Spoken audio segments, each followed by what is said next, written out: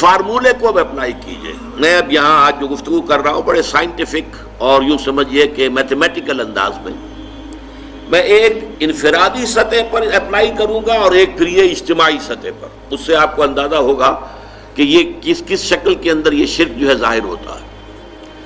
دیکھیے آپ کا نفس آپ کو ایک حکم دیتا ہے، اس کے اندر سے ایک طلب ابھرتی ہے، ایک خواہش ابھرتی ہے.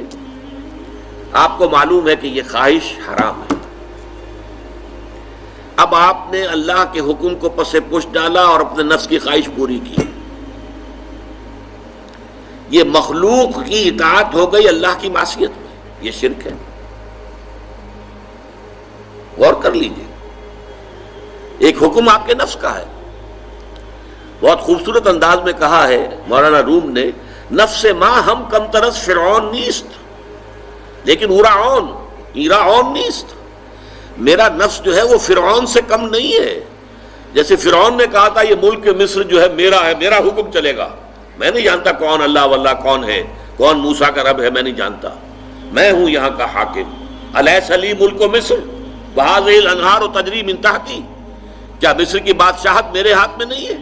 اور کیا یہاں کا سارا اریگیشن کا نظام میرے کنٹرول میں نہیں ہے؟